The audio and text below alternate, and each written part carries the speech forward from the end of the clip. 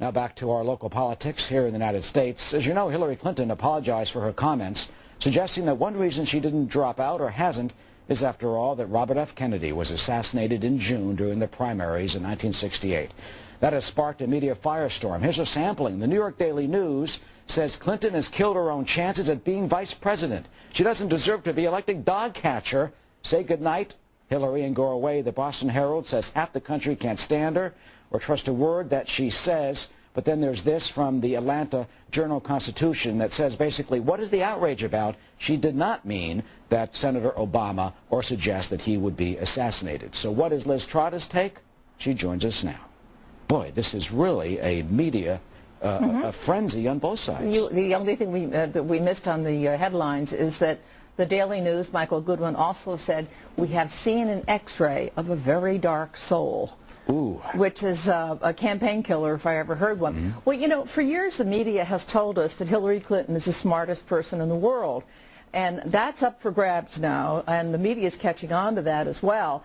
The vast right-wing conspiracy blame has been undermined by her evasions, by her outright lies, if I may say, by her pandering, by her race baiting, and now we have what some are reading as a suggestion that somebody knock off Osama, Obama. Well, both, if we could. Well, you know, talk about how you really feel.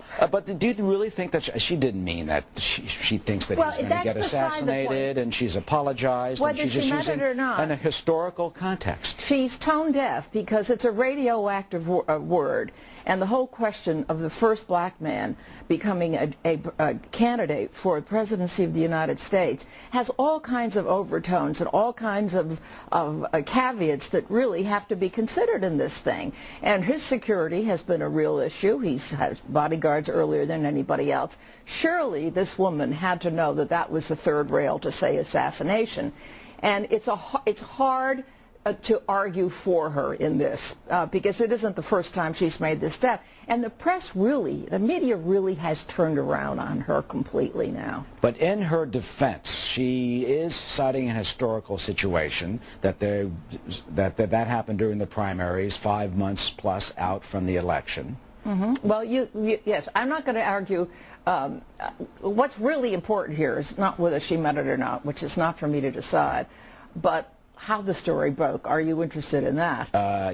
Yeah, because this stuff like suddenly hits, and it's a monsoon. It was an absolute test case of the internet versus journalistic competition. Here you have all the reporters that are on the campaign trail with Hillary, and they're watching it they're watching this editorial meeting with the Sioux Falls paper on a live video feed.